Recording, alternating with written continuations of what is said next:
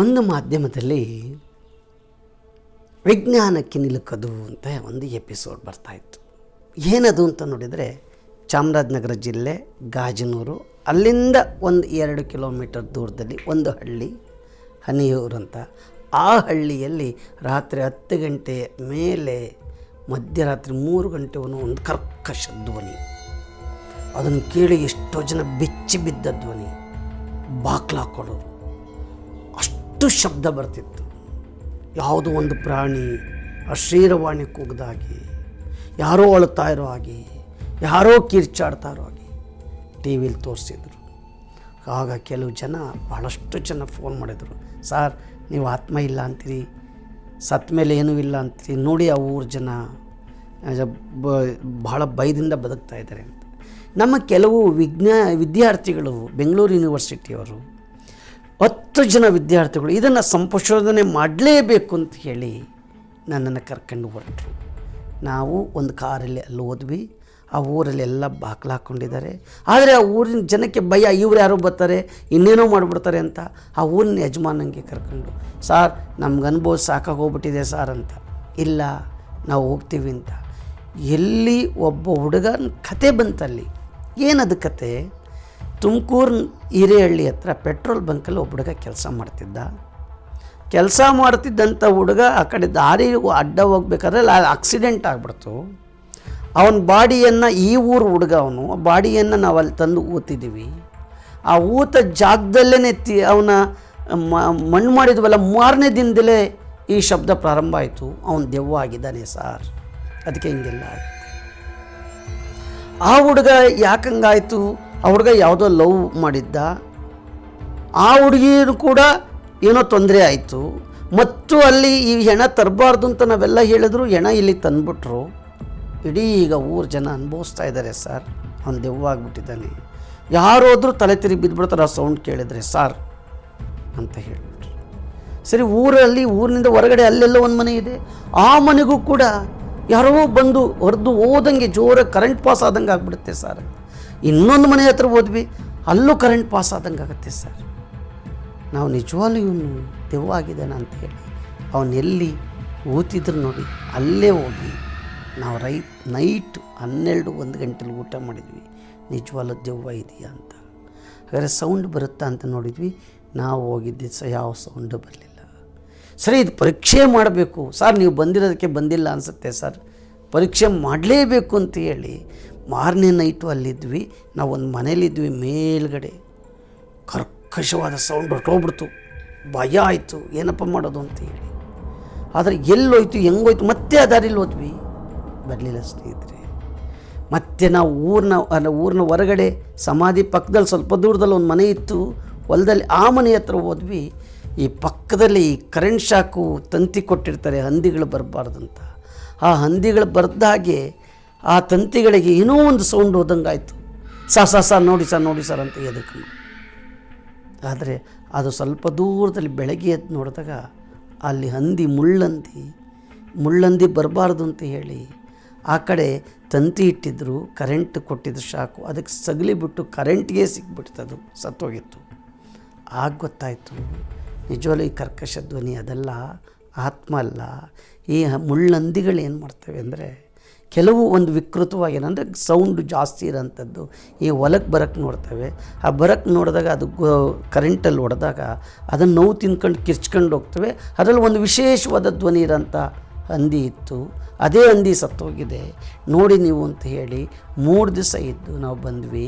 ಅಲ್ಲಿ ತೋರಿಸಿದ್ವಿ, ಇವನ ಆತ್ಮನೂ ಆಗಿಲ್ಲ, ಏನೂ ಆಗಿಲ್ಲ, ದೆವ್ವ ಆಗಿಲ್ಲ, ನಿಮಗೆ ಊರಿಗೇನು ಕೇಡಾಗಲ್ಲ ಅಂತ.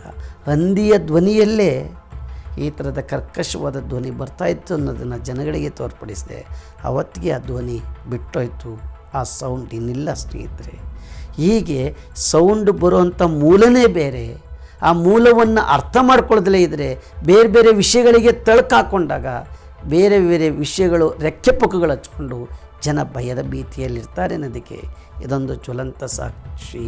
ಮಾಧ್ಯಮದಲ್ಲೂ ಕೂಡ ಏನಿದೆ, ಏನಾಗ್ತಾ ಇದೆ, ವಾಸ್ತವದ ನೆಲೆಗಟ್ಟಿನಲ್ಲಿ ಯೋಚನೆ ಮಾಡಿ ಪ್ರಚಾರ ಮಾಡಬೇಕು ಅನ್ನೋದು ಇದರಿಂದ ಗೊತ್ತಾಗತ್ತೆ. ಅದೇ ರೀತಿ ನಮ್ಮ ದೊಡ್ಡಬಳ್ಳಾಪುರದ ಹತ್ರನೇ ಇದ್ದಕ್ಕಿದ್ದಂತೆ ಮಧ್ಯರಾತ್ರಿ 12 ಗಂಟೆಗೆ ಲಾರಿ ಹಾರನ್ ಮಾಡಿಕೊಳ್ಳುತ್ತೆ. ಆ ದಾರಿನಲ್ಲಿ ಬರ್ತಕ್ಕಂಥ ಲಾರಿ ಅಲ್ಲಿ ಇದಕ್ಕಿದ್ದಂಗೆ ಡ್ರೈವರ್ ಹಾರನ್ ಮಾಡಲ್ಲ, ಲಾರಿನೇ ಹಾರನ್ ಮಾಡ್ಕೊಳ್ಳುತ್ತೆ ಅಂತ ಟಿ ವಿನಲ್ಲಿ ಕೊಟ್ಬಿಟ್ರು. ಇದೇನಪ್ಪ, ನಾವು ದೊಡ್ಡಬಳ್ಳಾಪುರದಲ್ಲೇ ಇದ್ದೀವಿ, ನಮಗೆ ಗೊತ್ತಿಲ್ಲ.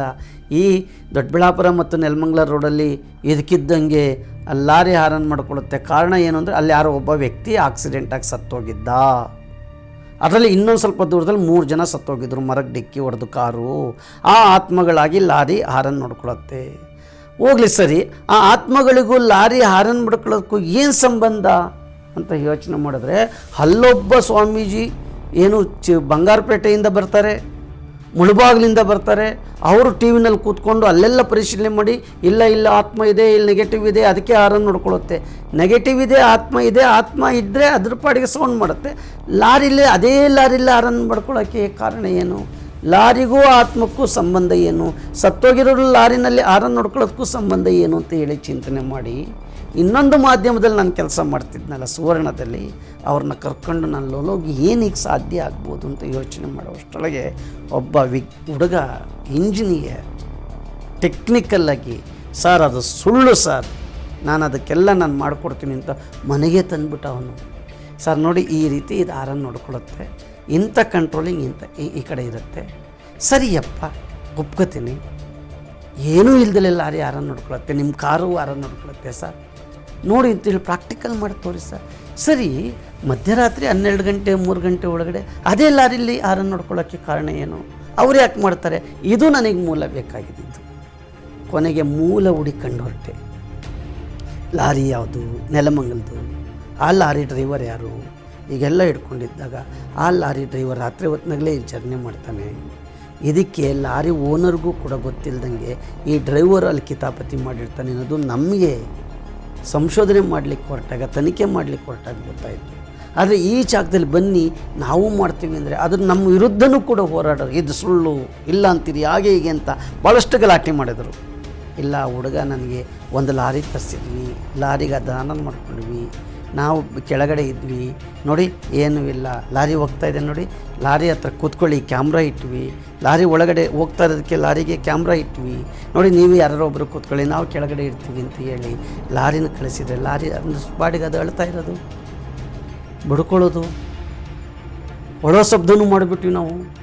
ಜನಕ್ಕೆ ಆಶ್ಚರ್ಯ ಆಗಿಬಿಡ್ತು. ಮತ್ತೆ ಆ ಕಡೆಯಿಂದ ಇದೊಂದು ಲಾರಿ ಅಲ್ಲ, ನಮ್ಮ ಕಾರು ಬಡ್ಕೊಳ್ಳುತ್ತೆ ನೋಡಿ ಅಂತ ಹೇಳಿ ನಮ್ಮದೊಂದು ಇನ್ನೋವಾ ಇತ್ತು, ಆ ಇನ್ನೋವಾಗೂ ಅಳವಡಿಸಿದ್ವಿ, ನೋಡಿ ಇದು ಬಡ್ಕೊಳ್ಳುತ್ತೆ, ಇದು ಹಾರನ್ ಮಾಡ್ಕೊಳುತ್ತೆ, ಬೇಡ ಬನ್ನಿಲಿ ನಿಮ್ದು ಯಾವ್ದಾರ ಕೊಡಿ ಅಂತ ಹೇಳಿ ಅದಕ್ಕೊಂದು 5 ನಿಮಿಷ ಕೊಡಿ, ನಾವೇನೋ ಮಾಡ್ತೀವಿ ಅಂತ ಹೇಳಿ 5 ನಿಮಿಷ ಕೊಟ್ಟು ಅವ್ರದ್ದೇ ಕಾರ್ ತೊಗೊಂಡು ಅವನ್ನ ಓಡಿಸಿದ್ವಿ. ಹೌದಲ್ಲ? ಇದಕ್ಕಿಲ್ಲ, ಈ ಹಾರನ್ ಇದೆಯಲ್ಲ, ಹಾರನಲ್ಲಿ 4 ಫೇಸ್ ಇರುತ್ತೆ. ಒಂದು ಫೇಸಿನ ಕಂಟ್ರೋಲಿಂಗು ಕೆಳಗಡೆ ಇರ್ತಕ್ಕಂಥ ಒಬ್ಬ ಹುಡುಗನ ಹತ್ರ ಇರುತ್ತೆ. ಆ ಕಂಟ್ರೋಲಿಂಗ್ ಬಟನ್ ಇಲ್ಲಿದೆ ನೋಡಿ, ಆ ಬಟನ್ನ ಕಂಟ್ರೋಲ್ ಮಾಡ್ತಿದ್ದನ್ನು ಬೇರೆ ಯಾರೂ ಅಲ್ಲ, ಆ ಡ್ರೈವರೇ. ನೋಡಿ ಈಗ ಹಾರನ್ ಏನೂ ಬೇಡ, ನೀವು ಯಾವುದೇ ಗಾಡಿಗೆ ಹಾಕ್ಕೊಳ್ಳಿ, ನೀವೇನು ಮಾಡೋದು ಬೇಡ, ಈ ಹುಡುಗನಿಗೆ ಇದು ಕಂಟ್ರೋಲಿಂಗ್ ಇರುತ್ತೆ. ಆ ಕಂಟ್ರೋಲಿಂಗ್ ಅಳ್ತಾನೆ, ನಿಲ್ಲಿಸು ಅಂದರೆ ಇವನು ನಿಲ್ಲಿಸ್ತಾನೆ, ಆ ಬಡ್ಕು ಅಂದರೆ ಬಡ್ಕೊಳ್ತಾನೆ. ಒಬ್ಬ ಮನುಷ್ಯನ ಕೈವಾಡ ತಂತ್ರಗಳನ್ನು ಬೆಳೆಸೋದನ್ನು ಓಪನ್ನಾಗಿ ಟಿ ವಿಲಿ ಹೇಳ್ಕೊಟ್ವಿ, ತೋರಿಸಿದ್ವಿ, ನಾವು ಪ್ರಾಕ್ಟಿಕಲ್ ಮಾಡಿ ತೋರಿಸಿದ್ವಿ. ಆಗ ಗೊತ್ತಾಯಿತು ಇದು ಆತ್ಮ ಅಲ್ಲ, ಸ್ವಾರ್ಥಕ್ಕೋಸ್ಕರ ಆ ಡ್ರೈವರು ಈ ನೈಟ್ ಓಡೋದು ಬೇಡ, ನಾನು ಅಲ್ಲಾರಿ ಬೇಡ ಬಿಟ್ಬಿಡ್ಬೇಕು ಅಂತ ಒಂದು ಸಣ್ಣ ಕಿತಾಪತಿಗೆ ಮಾಡಿದ ಸಣ್ಣ ತಂತ್ರ ಎಂಥ ತಂತ್ರಕ್ಕೆ ಒಳಗಾಯಿತು. ಇದಕ್ಕಿದ್ದಂಗೆ ಆತ್ಮಗಳು ಆ ಜಾಗದಲ್ಲಿ ಹಾರನ್ ಮಾಡ್ಕೊಳ್ತವೆ ಅಂತ ಹೇಳ್ತಾರಲ್ಲ, ಇಲ್ಲ, ಆತ್ಮಗಳು ಹಾರನ್ ಮಾಡ್ಕೊಳ್ಳಲ್ಲ, ಮನುಷ್ಯ ಅನ್ನೋದನ್ನು ಪ್ರಾಕ್ಟಿಕಲ್ಲಾಗಿ ಮಾಡಿ ತೋರಿಸಿದ್ವಿ ಸ್ನೇಹಿತರೆ. ನಮಸ್ಕಾರ. ಆತ್ಮೀಯರೇ, ನಿಮ್ಮ ಸುತ್ತಮುತ್ತ ವಾಮಾಚಾರ, ಮಾಟ ಮಂತ್ರ, ದೆವ್ವ ಭೂತಗಳ ಹೆದರಿಕೆಯಿಂದ ಮಾನಸಿಕ ಸಮಸ್ಯೆಗಳಿಂದ ಬಳಲುತ್ತಿರುವವರಿದ್ದರೆ ಕರ್ನಾಟಕ ರಾಜ್ಯ ವೈಜ್ಞಾನಿಕ ಸಂಶೋಧನಾ ಪರಿಷತ್ ಈ ನೋಂದಾಯಿತ ಸಂಸ್ಥೆಗೆ ಸಂಪರ್ಕಿಸುವ ಮೂಲಕ ಸಮಸ್ಯೆ ಮನಸ್ಸನ್ನು ಮನುಷ್ಯನನ್ನು ಸುಡುವ ಮುನ್ನ ಸರಿಪಡಿಸಿಕೊಳ್ಳಿ. ನಿಮ್ಮ ಸ್ನೇಹಿತರು, ಹಿತೈಷಿಗಳು, ಸಂಬಂಧಿಕರು ಕಾಣದ ಕೈಗಳಿಗೆ ಬಲಿಯಾಗುವ ಮುನ್ನ ನಮ್ಮನ್ನು ಸಂಪರ್ಕಿಸಿ.